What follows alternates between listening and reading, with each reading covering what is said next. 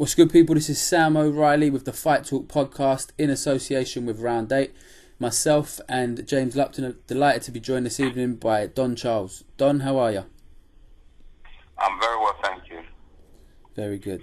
Hello, Don. And yourself? Yeah, I'm very well. Very good.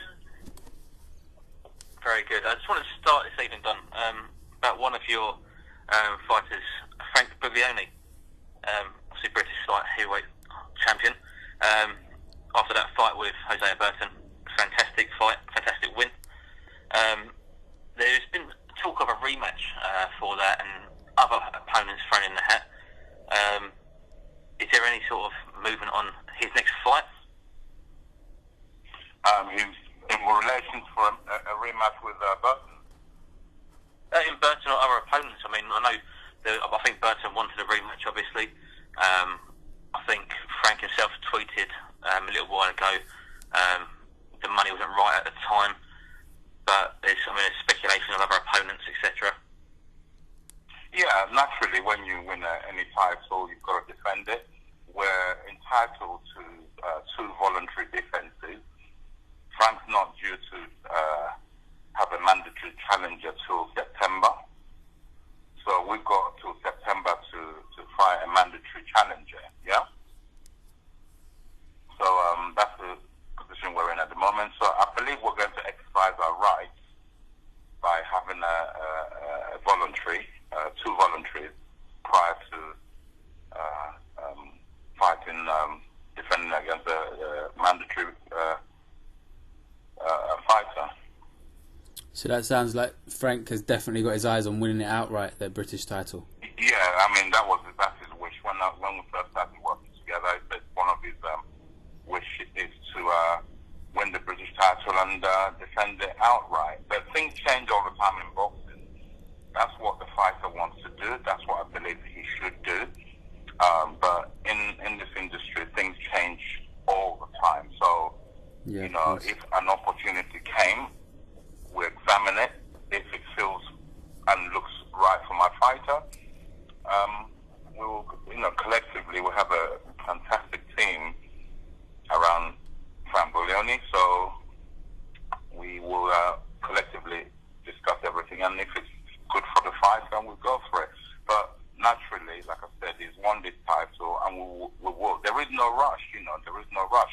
Also, myself and Frank, we haven't been together for that long here, so it's also a way of me getting to more familiar with him on all aspects, So, yeah, there's no rush. Yeah, of course. You mentioned there, so you've not been together very long. He's also now managed by Steve Goodwin. Again, a relationship that's not been there for a long time yet. That's right. How has he? Obviously he got the title shot under Steve Goodwin. How has Steve Goodwin almost helped and aided Frank's journey? Has he changed it much from previous management? Do you know, or? Well, basically, it was under my recommendation. I worked closely together with Steve Goodwin. It was through my recommendation. It's a trust thing. I trust Steve Goodwin as a person, as a manager. He does a great job. He's done a great job for a lot of fighters. And when I started training Frank Buglioni, I recommended to Frank that I believe that we should go and speak with Steve Goodwin with view for Steve to use his expertise and his experience in the managerial department to guide Frank to where he should, he should be heading with his career, boxing career. So, and Steve was able to deliver instantaneously, within a few months of being with him in the managerial capacity. Frank, certain doors opened for Frank, and he was able to get the opportunity to challenge for the belt he just won. So it's a team effort. When you got a competent manager, a competent promoter, a competent trainer, a competent fighter, that's the main ingredient is a fighter. Then when you've got all those recipes, it can only spell Yeah, Steve Goodwin. Last time you and I did an interview, Don, was outside. We were both coming out of a Steve Goodwin show in York Hall. And, you know, he's a guy that wears many hats. He's a very good manager and a very good promoter in his own right. Now, Frank was interviewed on our channel less than a month ago. And he mentioned promotionally wise, you know, he's not 100% certain on which way his career is going to go. Last night, Steve Goodwin had some guys on the ITV Poxon, the ITV show, the pay-per-view, which was promoted by Richard Poxon. Do you think that's a possibility for Frank to fight on them shows? Yeah, you know, Frank's a free agent. You know, it's very rare that a British champion is actually a free agent, where he's got the options to go on whichever show he chooses to any of the networks that want to work with him. He's a free agent his best position to be in, I'll be honest with you, to have a title, have the option and the freedom to be able to maneuver yourself, you know, to get yourself on shows, you know, on various shows on various networks. There are no politics involved here, so because he's a free agent, and it's a big risk that he took when he made himself a free agent. You know, prior to coming to myself to acquaint himself with me, to train him, he became a free agent. He was out in the wilderness. You know, wasn't promoted by anybody. It wasn't managed by anybody. It was self-managed. He left his previous trainers on good terms. One thing about Frank, he's such a nice person. Nice, you know, where any of the previous trainers that he had worked with, if let's say, for instance, it doesn't work out with myself and him, he will easily, they would easily have him back because he left on good terms, and that's a really good trait in any human being. He hasn't burned any bridges, you know. So I believe it was going to work out between myself and Frank. I mean, we get on really, really well. He likes my methods of training, and considering we haven't been together that long, we've really gelled like sort of straight away, you know, and I'm expecting really great things in the future, you know. So the question you asked me, I go back to it, is he's got the freedom, especially working with Steve Goodwin. Steve Goodwin's a fantastic manager, promoter in his own right, but he also knows that in terms of the promotional capacity, he will be more helpful to Frank, which he already voiced to us. Will be more helpful to Frank's career by managing him and being able to take him to various promotional outfits to get Frank to where he should be going. Yeah, it's a time where 2017 that, you know, all the new platforms getting involved. You know, Box Nation and BT Sport have the deal now, ITV.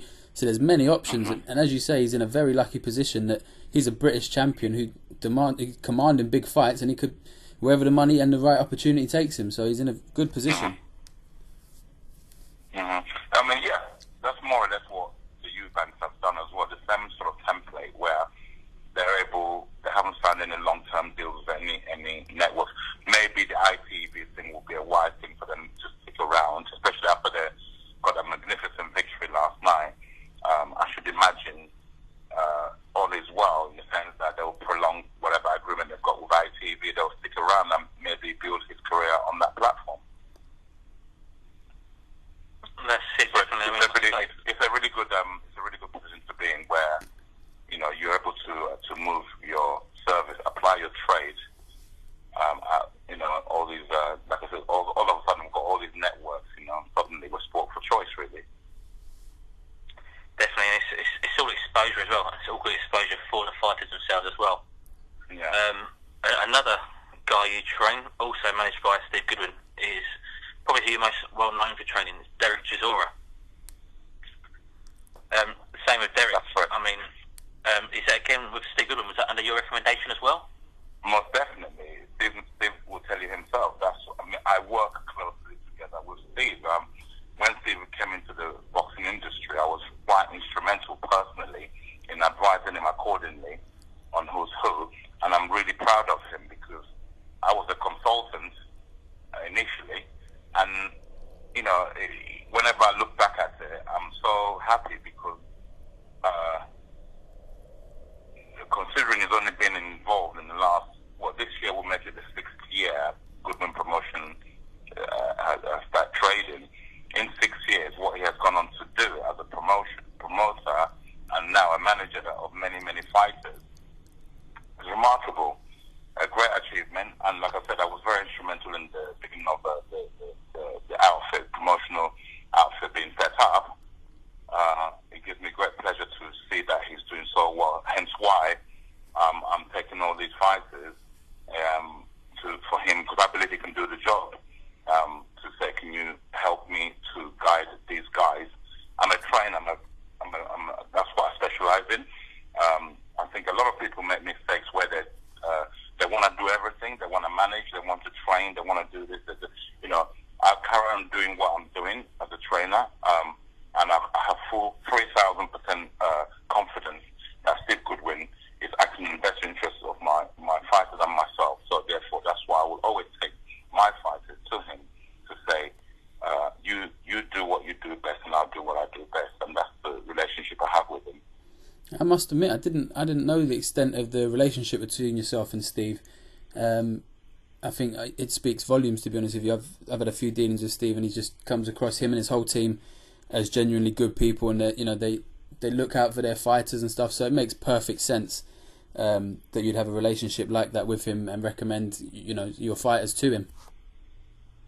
Well, yeah, like I said, it's a natural thing in the sense that it's not something that just suddenly happened. It's something, like I said, it's 6 years old, the relationship. Yeah, built over time. On a professional level, in the sense that I was very instrumental, I reiterate, very instrumental in the beginning of his setup. In fact, the first fighter that, a named fighter that was signed to Goodwin Promotion, I don't know if you can recall, a young fighter called Yazin El-Machi, the showman. Yeah, I am. I actually went to see him on my stag do. We went to York Hall for boxing, and he was fighting. It's a blast from the past. So therefore, he was the first name recognised fighter that was on Steve Goodwin's books, and that was to do with me in the sense I was training El-Machi at the time, and I won't go into details of the crazy ride Steve had with that particular venture, and like I said, it's remarkable, the story. When I look back at the Steve Goodwin story, one day I'll probably document it, as in make a documentary on it. It's remarkable how he's grown and grown and grown, and very, very good at his job. And he's a highly well-respected promoter stroke manager. 100%. We sort of touched earlier on, Steve was involved with the ITV pay-per-view last night, Boxing and Sports. One of the guys on the show last night, David Price, obviously he did take a loss last night. There was a few people on Twitter today saying that they felt Price has either got to retire or there's people wanting to see him fight Chisora next. I mean, what's your thoughts on the whole Price situation and potentially a Chisora matchup? Yeah, the worst thing that could happen is for his advisors to push him towards fighting Dereck Chisora. Yeah. Number one, there's a few factors. First factor, they're both promoted by the same promoters. I don't know if you're aware. The Sauerland brothers. Yeah. Sauerland brothers, yeah. Right. They're both under that promotional outfit. Secondly, David Price is a personal friend of mine. Yeah. When Dereck Chisora was going to fight Vladimir Klitscko approximately 8 years ago, the fight that never happened, we trained for it, and Vladimir pulled out twice. David Price came to Scotland, where our camp was based in Fort William in Scotland, and David Price stayed with us for the duration of our preparation. He helped us a lot. And we grew close together, Dereck Chisora as well as myself. We grew close to David Price, a very, very nice man. Yeah, and so there's a lot of reasons why I would never really let Dereck. The only time I'd let Dereck fight David Price if they both went out and won versions of the world title. They're both holding belts, and then if there's a unification, then yeah, there's something for them to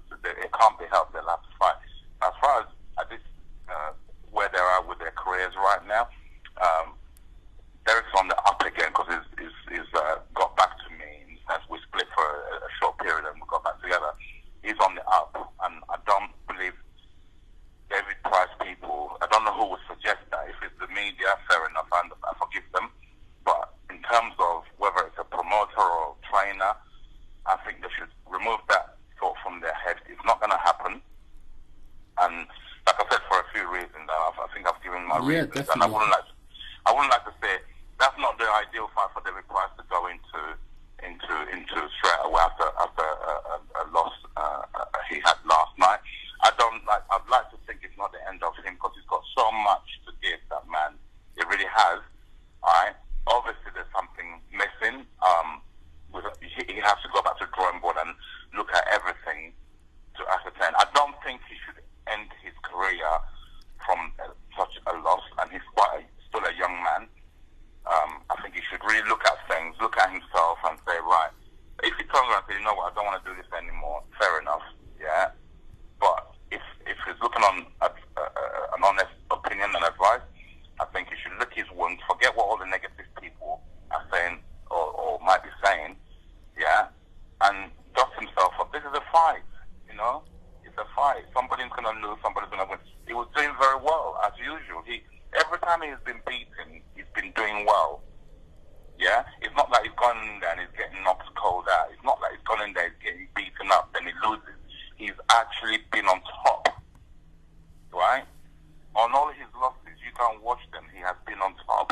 Then suddenly a switch goes where he's first under ambush, he wilts. You know? I don't think there's a big problem there. It can be rectified. It can be. And I hope him and his team can look at it and, you know, don't quit like this. No, he's better than that. 100%. I mean, I was speaking to me and Sam are both there last night ringside watching it, and for me, you could see him burst his ability and his talent. There seems to be a lack of confidence. A 6'8" person, the way he was working the body on both sides, you know, you don't very often see. I mean, with the exception of people like Dereck Chisora and Dylan White, and my other guy, Ian Lewis, and a lot of heavyweights don't go to the body. They just headhunt. For a 6'8" man to be going to the body with both hands, left and right, that's what he was doing last night. He's shown that in a couple of his recent fights. He's going to the body beautifully, right? And he's putting people down. He put the guy down with a beautiful uppercut, right? So obviously there's something. And trust me, it only takes just a little bit of thing to correct what's going wrong. It's not major. I wouldn't say it's major. Obviously, it's more mental than anything, yeah, which can be addressed. It can be. The great Frank Bruno, who we all know. Frank Bruno had so many attempts at trying to hack it at world level to win the world title. He failed at four. I think he won it on the fourth attempt, you know? And Price is just on the verge of winning a fight that would then deliver that world title challenge, you know? And every time it comes, whether it's the pressure of knowing that, yeah, if I win this one, that's it. You know, there's so much riding on it, so much expectancy on his shoulders. But hey, that's what champions do. You have to carry that burden and deliver. You know, and I believe one day, if he doesn't quit, and I don't believe he should quit, one day he will break through it. He'll break through it. Most definitely. Next couple of weeks, he'll probably sit down with his team, and whatever decision he comes to, you know, we wish him the best, obviously. Yeah, but the mention of him fighting Chisora, I think they should remove that from their heads, whoever that's coming from. Yeah, it's a lot of people on Twitter, obviously boxing fans, try and they pipe up, and the one that was the most adamant and realistically it makes a lot of sense is a rematch between Dereck and Dillian. For so many reasons. That's the fight we're pushing for at the moment. I know Dereck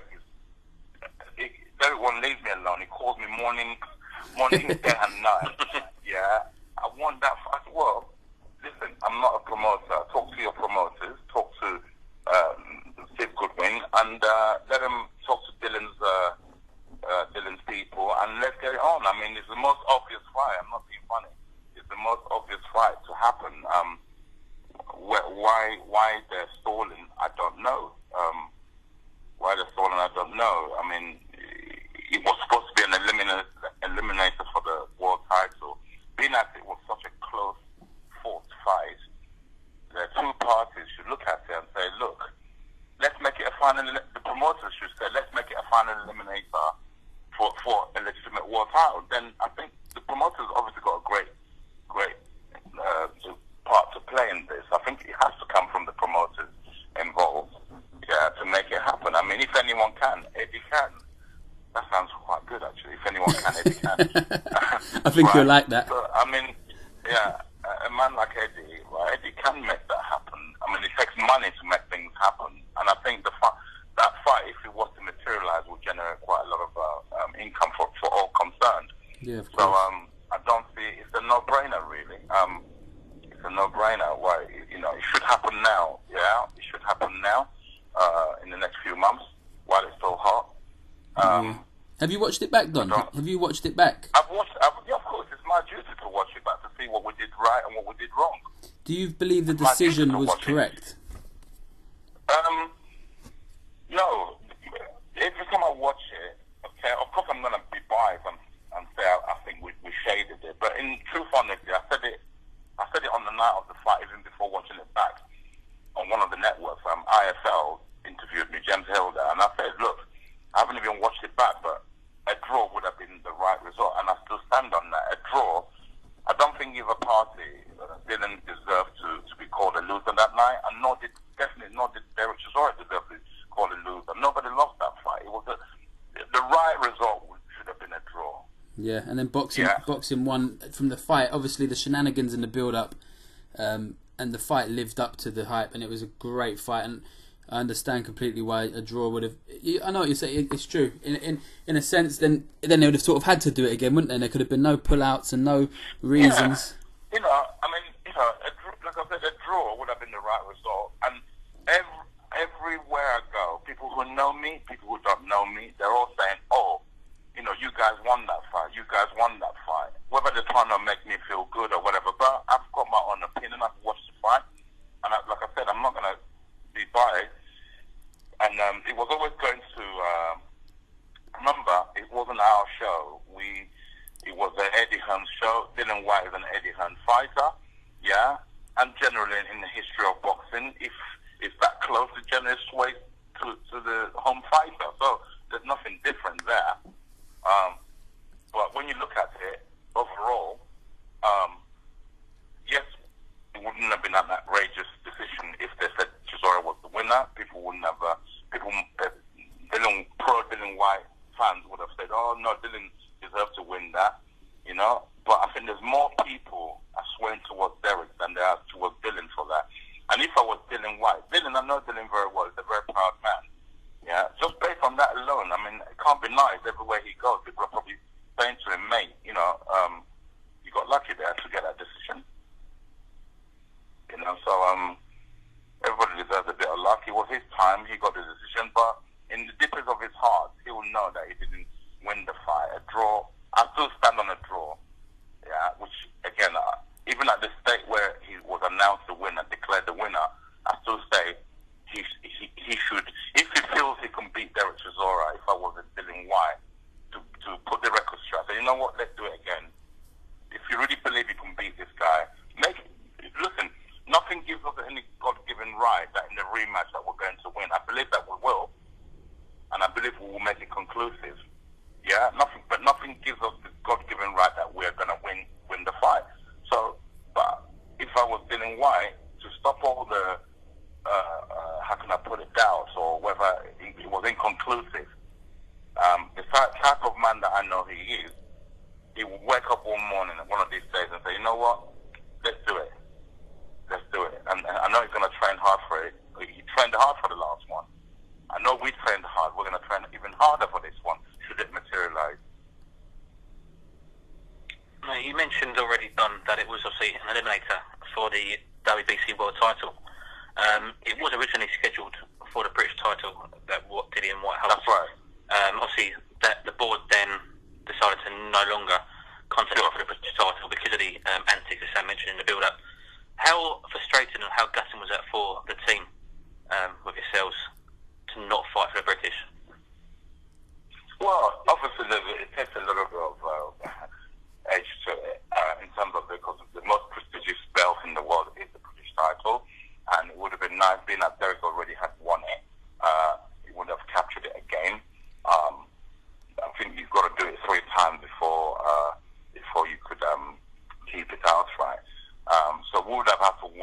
time and then defend it again and again. It can also hold you back a little bit if you're just wanted to win the belt outright. So, but to have won it again, if it was included with it for that thing, then yeah.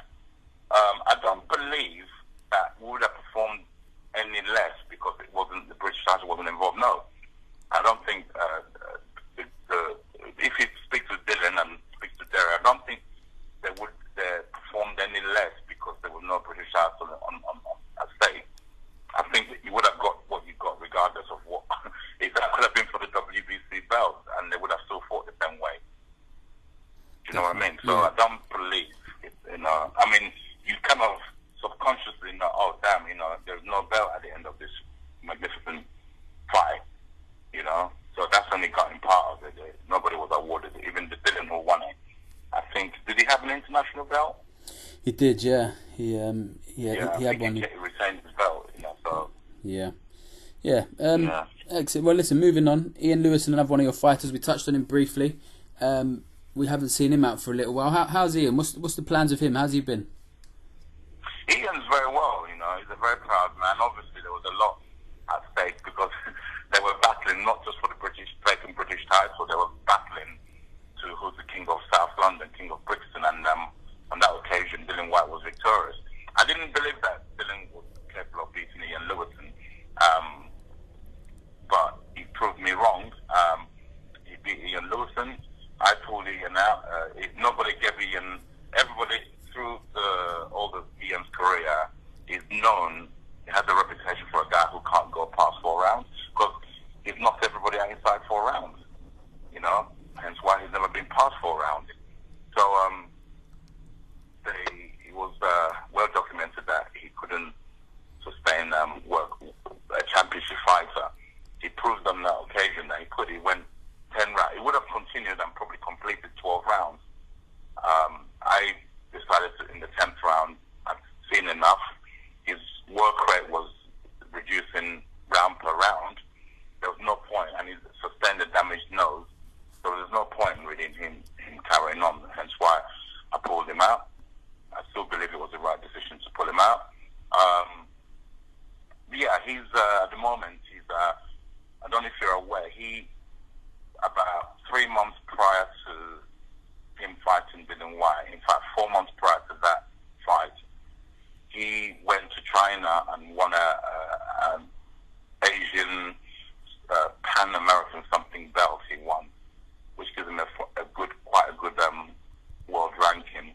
Ian still has that belt. Okay. So our views and our plans is to get him back, perhaps defend that title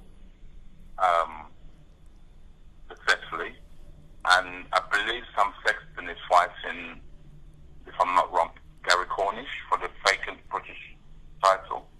Yeah, there's been a lot of talk, and also Akinlade was talking about the English with Gorman. So there's a lot of heavyweights, vying for those positions. So there's definitely fighters out there for Ian. Ian's qualified for the British title, so I believe that provided we're successful in that, we need a couple of fights, 2 more fights, and Ian, I would recommend that he will be fighting for the British title again in the very near future, and that's the plan for him, really. Yeah, so he's in the gym at the moment training. So there is a couple of things on the horizon I won't reveal yet. There is a few dates that have been offered to us, and we will work towards those dates, and so stay tuned. While we're on the subject of heavyweight boxing, obviously Anthony Joshua will be facing off with Klitscko in Wembley Stadium. In regards to that fight, it's a very intriguing fight. Obviously, you got the young gun versus the experienced fighter. How do you see personally that fight going? Again, it's only my opinion. I believe Josh will conclude the fight in 5-6 rounds in Josh's favour. I think Josh stopped him. I'll tell you my reason. My breakdown is that you've got one guy who's very apprehensive about engaging in a fight, Vladimir Klitschko, because Dereck Chisora, like I said, 8 years ago, was supposed to face him, and studied him till I couldn't study him anymore. He's got the same approach for every fight. Very negative approach. He doesn't take the initiative to engage. And Joshua, in contrast, Joshua is a guy who, when that bell rings, is a seek and destroy mentality. Okay, which that's totally against Vladimir's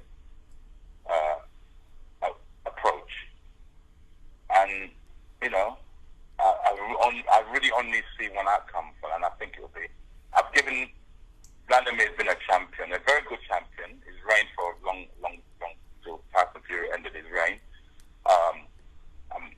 Based on his experience, that's why I'm giving up to 6 rounds to be able to survive. I could see it happening quicker because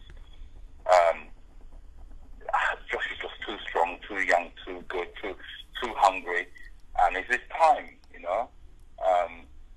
Yeah. And when you look at, as I'm speaking to you, I'm looking at the picture, as in you get this vision of how the fight is unfolding. Yeah. I just see the bell ringing.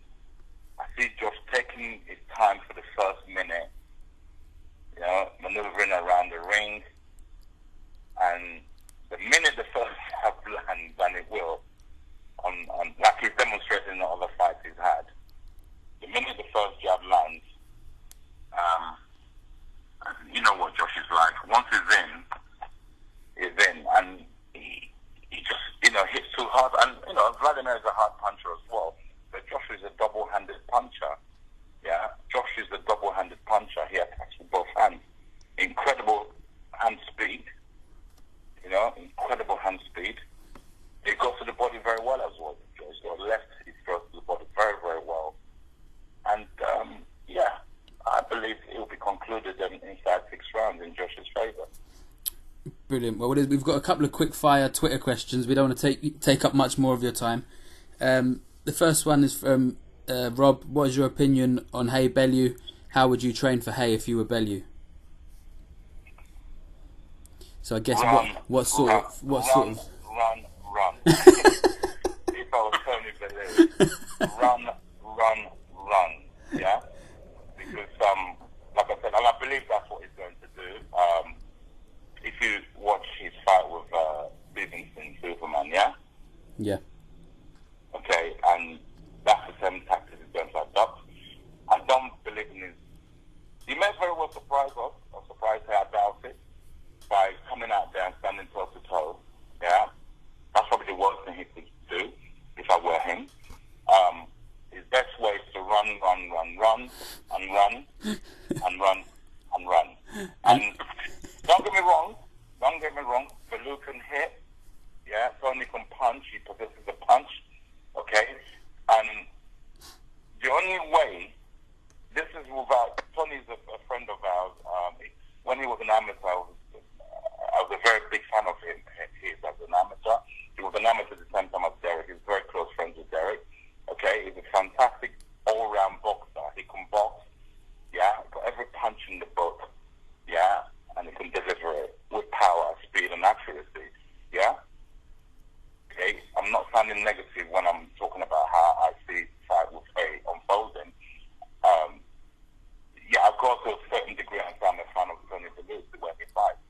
Yeah, but against David Haye, yeah, he has got, listen, and he's a puncher, right, Tony Bellew, that is. If David Haye, the way Tony Bellew, if Tony was to win the fight, yeah, if Haye has underestimated him and been complacent and not prepared properly, okay, and hell yeah, I mean, Haye, yeah, he gets knocked out. If he's taking it for granted that he's a bigger guy, and when he unloads on Tony, he's going to knock Tony out, fine. That is how I see the fight anyway. But should he be complacent in his preparation, physically and mentally, then I think he's going to be in for a rude awakening. Because Tony, I guarantee you'll be up for it. I guarantee he's training hard for it. Okay? And is he capable of knocking Haye out? Yes, he is. Okay, yes, he is. So you've got a good fight on your hands here. We have. But having said that, if I was to sum it all up and you ask me where would I put my money, I'm not really a betting man. I'd go for Haye, a Haye stoppage. And I don't think it's a long fight. I can't say it's been a long fight. Again, it'll be concluded inside 6 rounds in Haye's favour.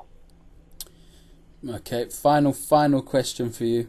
It's you've been asked to pick very wisely your favourite female boxer, and that was sent to me by Ange Hebden.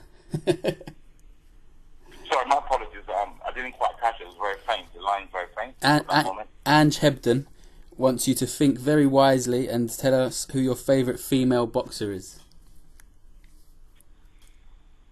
Right now, it has to be the young lady, Katie Taylor. Okay.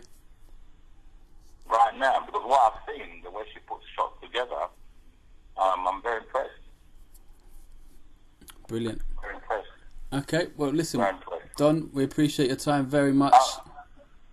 I'm training, whilst I answer that question, I'm currently training, I don't usually train females. There's a young lady called Angela Hepton. I'm training her at the moment. That's who sent the question in, Don. Oh, my apologies. Okay. I didn't even catch the name you said. I'm currently training Angela, and the reason I didn't say, it's supposed to be a secret.